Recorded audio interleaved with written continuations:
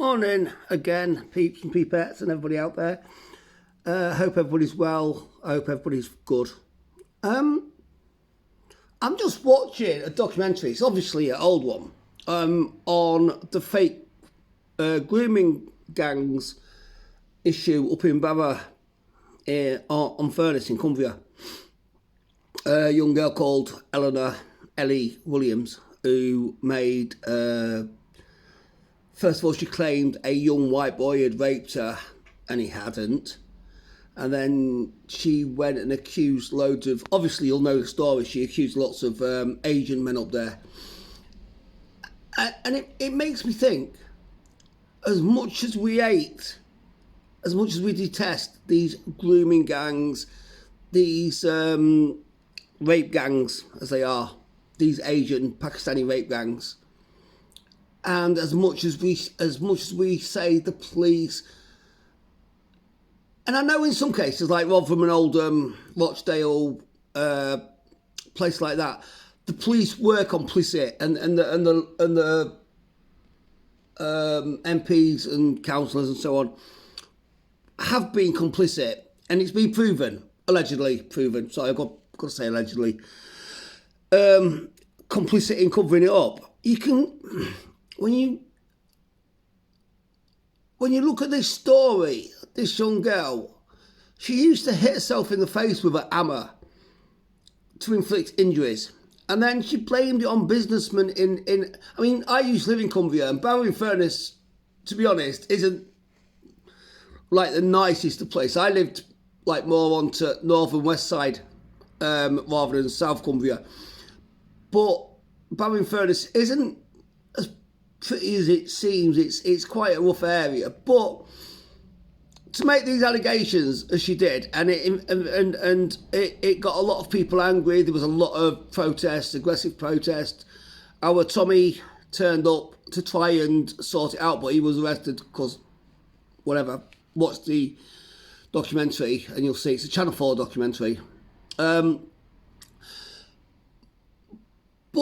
it kind of, it's very similar in the sense of, many years ago, there was a young girl, Victoria Climby, I think, who was abused by her parents, but because of something prior to that, the social services was reluctant to get involved because they'd made a mistake. Prior to her, I'm sure it was Victoria Climby or something like that. Many years ago, this is. And the social services was reluctant to get involved in her case because they'd made a mistake previous where they'd accused a family of abusing their child and they hadn't, and there was a massive shitstorm. Well, this Ellie Williams documentary is the same thing. And like I say, we know the police and MPs and a lot of high-profile people in certain areas of the UK have been complicit in covering up grooming gangs, rape gangs, so on and so forth, to the point that people are now openly speaking about it. But when somebody makes such awful accusations against individuals and certain elements of the community, shall we say, that are proved to be false, after that person is persecuted in his own town, his businesses go bankrupt, so on and so forth, it kind of explains a little bit why the police, some police, not the ones that are complicit, but some are a little bit reluctant to get or to dive straight in to the facts of the matter because they don't know if they're being played. Similar to the alleged school incident that was supposed to happen in my town yesterday, turned out to be a load of BS. But the police, they have to take it seriously. But then the next one, they might not take it seriously, and it could actually be something. And I think that's similar to what's happened, like I say, with Victoria Climby, and also now with the grooming gangs, the rape gangs. As angry as we can be, you've got to look at the fact that if the police dive in and arrest people and it's false, they're going to get bollocks anyway. And if they don't do anything and it is a serious offence, they're going to get bollocked. So I suppose what I'm trying to say is, there is a semblance of, there is a semblance of a reason why some of them might be reluctant to deeply investigate the situation. But like I said, we all know some police and some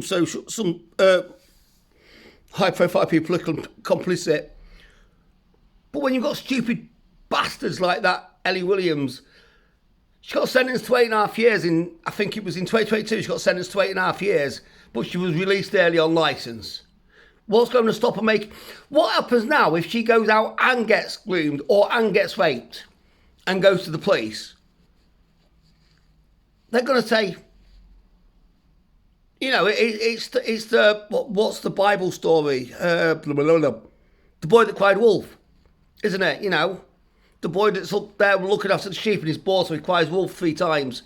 People come up and there's no wolf, then he cries it a 4th time, and they go, oh yeah, he's just lying, and then the wolf eats all the sheep. It's that situation where you've got people like that with that low mentality, for whatever reason it might be.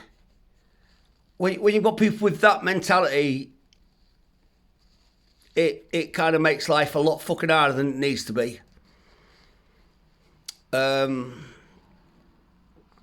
So maybe we as adults and parents and grandparents have to educate our kids to be safe for a start, and also to show them the consequences of making false allegations.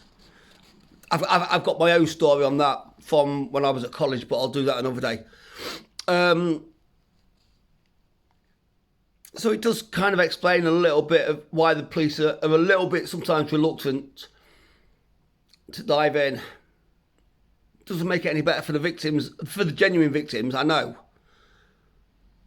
But like I say, a copper goes and arrests some Asian guy on an accusation that's false, that copper gets done for racism. That's why but that, again, that comes down to the race card and all that shit. It's a very complicated situation. Far too complicated for 5:30 in the morning, I'll tell you. Anyway, with that said, I'll leave you all again for now.